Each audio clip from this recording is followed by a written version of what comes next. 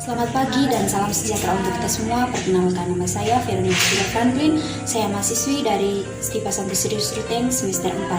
Pada kesempatan ini saya akan menjelaskan materi dari kuliah Pendidikan Anti Korupsi yang bertema tentang tindakan pidana korupsi dalam peraturan perundang-undang di Indonesia. Yang pertama, sejarah pemberantasan tindakan pidana korupsi. Tindakan pidana korupsi menurut Undang-Undang Nomor 20 Tahun 2001 adalah suatu tindakan melawan hukum dengan maksud memperkaya diri sendiri, orang lain yang berakibat pada kerugian ekonomi negara. Tindakan pidana ini merupakan suatu perbuatan yang melanggar hukum, penyalahgunaan wewenang, penyelewengan yang menguntungkan orang lain dan diri sendiri yang menyebabkan kerugian ekonomi negara.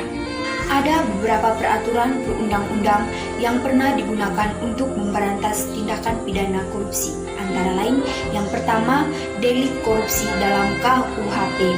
Yang kedua, peraturan pemberantasan korupsi penguasa perang pusat Perpu garing 013/1950.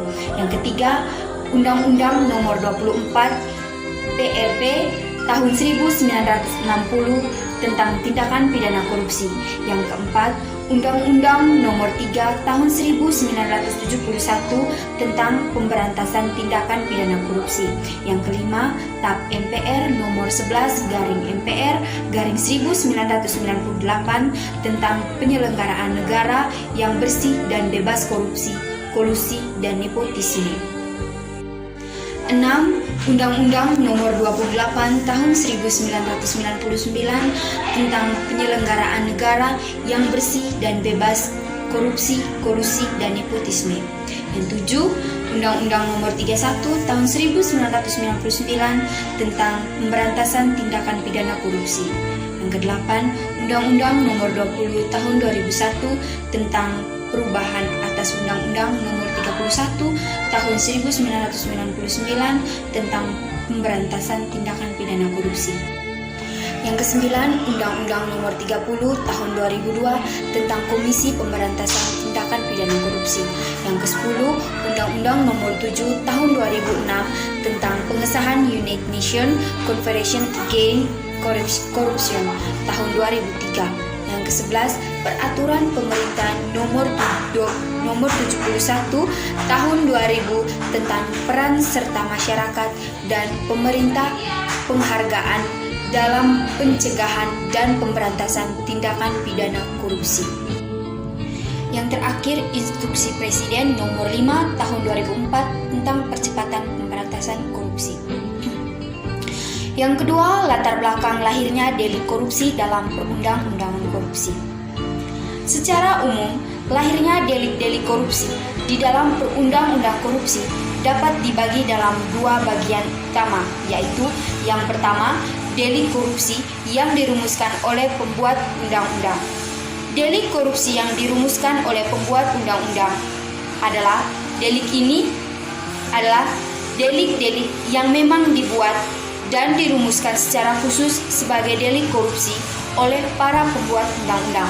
Yang kedua, delik korupsi yang diambil dari KUHP.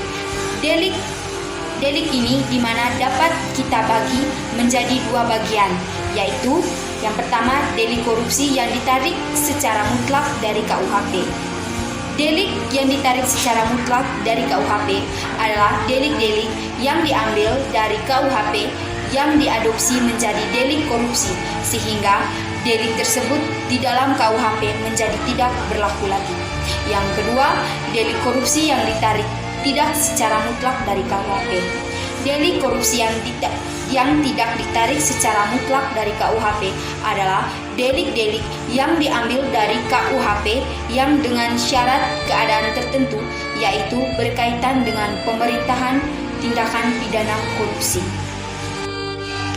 Yang ketiga, delik korupsi menurut Undang-Undang Nomor 31 Tahun 1999 dan Undang-Undang Nomor 20 Tahun 2001. Namun, tidak semua delik korupsi di dalam undang-undang yang akan dijelaskan di sini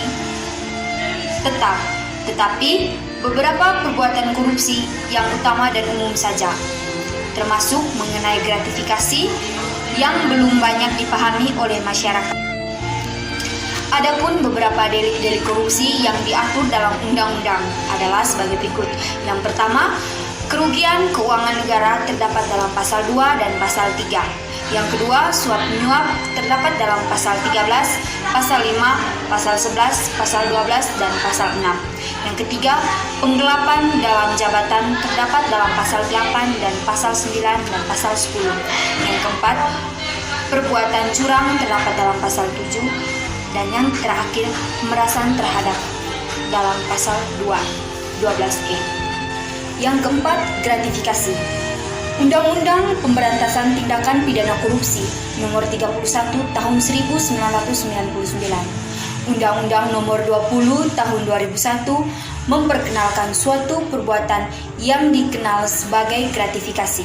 Sebagaimana diatur dalam pasal 12B, pada prinsipnya gratifikasi adalah pemberian biasa dari seseorang kepada seorang pegawai negeri atau penyelenggaraan negara. Dalam praktek pemberian seperti ini kerap dijadikan modus untuk pembina hubungan baik dengan pejabat, sehingga dalam hal seseorang tersangkut suatu masalah yang menjadi kewenangan pejabat tersebut, kepentingan orang itu sudah terlindungi karena ia sudah berhubungan baik dengan pejabat tersebut. Oke, baik, sekian saja pemaparan materi dari saya. Saya ucapkan terima kasih. Semoga apa yang telah saya sampaikan dapat bermanfaat bagi kita semua. Jangan lupa like, komen, dan subscribe.